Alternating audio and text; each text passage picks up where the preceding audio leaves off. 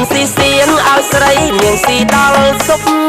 ឲ្យតែប្រលប់ខ្ញុំនេះមិនចេះនៅផ្ទះបាយលេបមិនចូលលេបចេះតែអួលប្របាយឆ្នាំងចាស់បើបាយក្រៅផ្ទះសូមប្រាប់ត្រង់ចុះស៊ីមិនឲ្យចាញ់ជ្រុក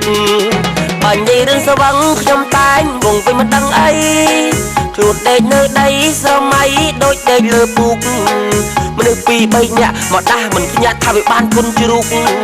មកឈ្មោះអ៊ូពូកឲ្យខ្ញុំភ័យរត់ភ្លូកទឹកភ្លូកដីមិនរត់ខ្លាចជ្រូកប៉ុន្តែខ្ញុំខ្លាចរឿងមួយយ៉ាង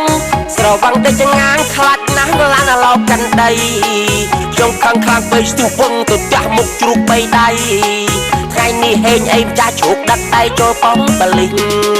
ម៉ែក្មេកឪក្មេកមកតាមសួរខ្ញុំដល់ប៉ោះម៉ែសួរត្រង់ចោះកូនប្រុសកូនខុសរឿងអី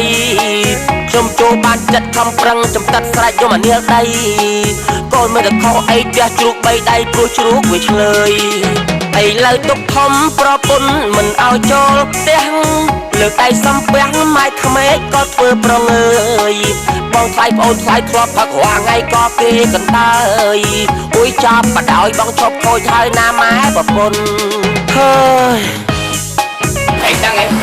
អាវីនៅជាមួយអញតាំងពីបាត់ជើងក៏អស់វាអញមិនដែលបាក់អត់ដៃទេខ្លួនឯងប្រាដៃជំនាន់ហាដឹងហ៎បងទូទៅឲ្យវាខ្លួនឈឺអានេះខ្លួនថាបាទ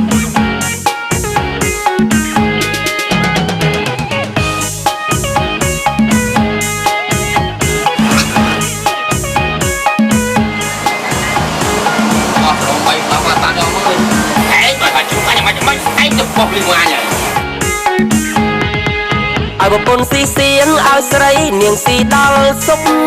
ឲ្យតែប្រលប់ខ្ញុំនេះមិនចេះនៅផ្ទះ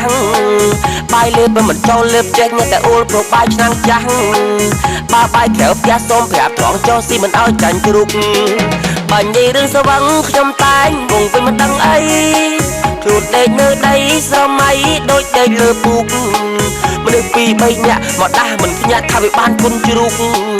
មកឈ្មោះអ៊ូពូកឲ្យខ្ញុំភ័យរត់ភ្លូកទឹកភ្លូកដីមិនរត់ខ្លាចជ្រូកប៉ុន្តែខ្ញុំខ្លាចរឿងមួយយ៉ាងស្រវាំងតែចងាងខ្លាចណាស់ឡានឡោកាន់ដីខ្ញុំខឹងខ្លាំងពេកស្ទុះវឹងទៅចាស់មុខជ្រូកបីដៃថ្ងៃនេះហេងអីម្ចាស់ជ្រូកដាក់ដៃចូលប៉ងបលិសម៉ែក្មេកឪក្មេកមកតាមសួរខ្ញុំដល់ប៉ោះ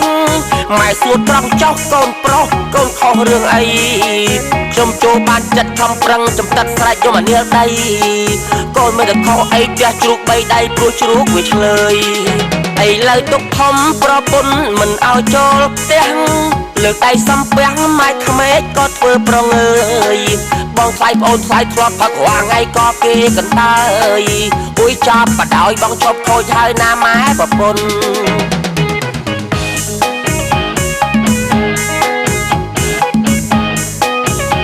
លីហើយពិភពលោក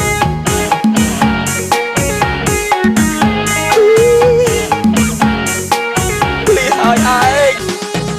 ចាំជប់ជាចិត្តក្រោយចុះស្